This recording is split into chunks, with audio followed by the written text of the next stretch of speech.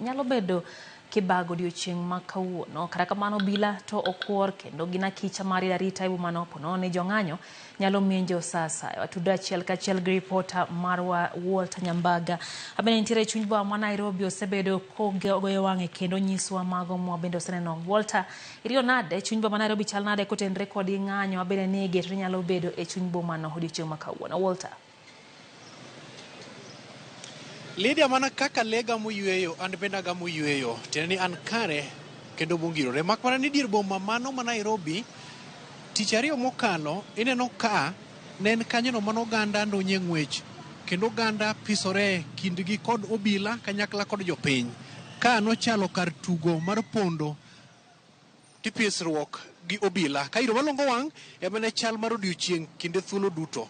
Mano ok gima chakre apaya ma kawuono ma Kenyatta Avenue. Kendo kichak ing'iyo kendo apaya maduong' matudo mbalariany ma Nairobi kod dier boma tir, nen kanyono maonge ng'ama nyalo tiyo godo kata matin. Kata king'iyo chenro mag ohala dhi nyime kendo kata mana jo pikipiki bende nitiere ka makare ka girito mana jogo ma ginyalo ting'o mondo gisud godo. Eleni mamoko machalo kaka mago mauso gik machalo kaka matiyo kod mach kata simbe mag ong'we yamo kanyakla kod udi lewni manyalo boyo dugo ganda bende oyaw kendo dhi nyime. Magawa minyalo yudo gimoro kopo ni nong'no bende seche moko go ingoga to mano dhi nyime kaendi. Mana matin no nabro loso kod moko kuom jo apiko mantiere kaendi ma bende dhi mbele kod chenro margi pile ka pile. Mano mar yudo thuolo kata mar bilo ni to chenro margi chalo nade.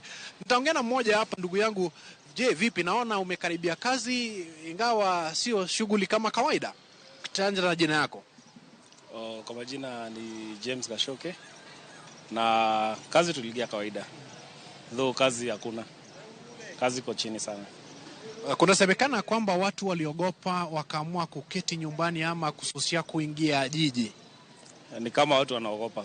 Juu maandamano yenye imekuwa kumekuwa na vurugu. Unapata watu wanatupiwa tear gas, wengine wachapa maji, wengine rungu, pia hata risasi And then watu wa maduka unapata hawafungui. So hata wenye wanakujanga town kufanya shughuli zao unapata hawezi kuja kununua kitu hakuna. Though biashara iko chini.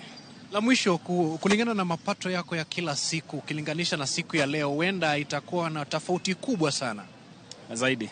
Kama so far nimepata less than 10% ya chenye napatanga on daily basis Hata watu wakuuliza jia hata hakuna. Ajana na customers watu wakuuliza jia hata hakuna. So tuna lose zaidi. Ingawa hakuna maandamano lakini kuogopa kwa watu ndio inafanya biashara iwe mbaya. Kuogopa. Unajua kama sinata kuna jam. Jam ndio inatupeanga biashara. Hizi maduka zinatupea biashara. Sasa kama maduka hazijafunguliwa vinye inafaa na hakuna jam, sasa utafanya kazi gani? Asante. Huyo ni mmoja wa wafanyabiashara hapa. Nitaongelesha ndugu yangu huyu ambaye pia amekaribia hapa. Ndugu, kianza na jina lako, unaitwa nani na biashara iko namna gani?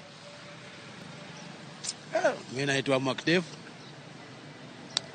Biashara tu tunaona tu ni kiasi tu, lakini hatuwezi lalamika cause ile unapata unashukuru Mungu.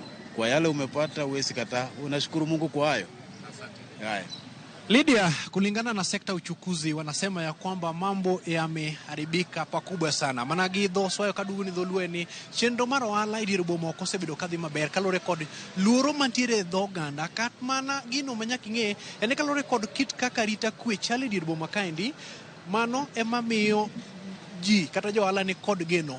Kinyine wasebedo ka waneno jogo maseche moko kata king'iyo tung kaendi nitiere jogo madhi nyime kod chenro mag ohala mak mana ni nitiere jomoko mabendo manore marito ohala margi kalore kod monj manyocho tim kod jonjore manyaka chop sechegi wachore ni owuok mar rocho chenro mar ng'anyo mar rowere matindo mwere kaka Gen Z. Kopogore kod mano nitiere abila mokuor e dier boma kaendi mago marito chal mar arita kwe to kod mago mabende neno ni onge jonjore moko manyalo timo machienglo moko mademi jo ohala ma chunygi goyo kibikibi med bedo kod luoro mak mana ni kane wago otiklo mwa chopo gwenge mag Kangemi kocha chonde waringwa dhi e gwenge mag Mathare kiduogo nyaka dier boma mag Komba kanyakla kod mago mawuok oko mar town chenro dhi mbele mak mana ni luoro to pon tie chuny oganda kendo gima wachako fwenyo ne kalore kit kaka otim chenro mar seto kata keto jogo macholo arita mag kwe magin obila oketgi e kuonde mago manyocha ng'anyo ometni mokalo. Alwora mar od bura kanyakla kod mano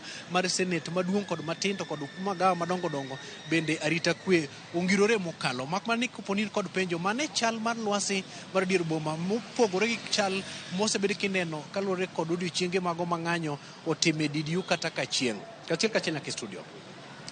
Erokamano anyago nyambaka swadwakta. Erokamano ahinya ne wachonwa kacha chane oswayo idhigo makare. Erokamano kuom ketnwa kendo pachi mondo igonwa picha kaka Nairobi chal nyakurom ga jong mane chal mar boma Nairobi kaka woto nyisi ne en kama na okinya kadhe jwa mokalo. Kata kamano kawuono nitie lokruok Walter Teo manyanwa kanyang no nyiswa mago mag bende ang ne tuji e boma no ma Nairobi ponon yang jong'anyo ne tuji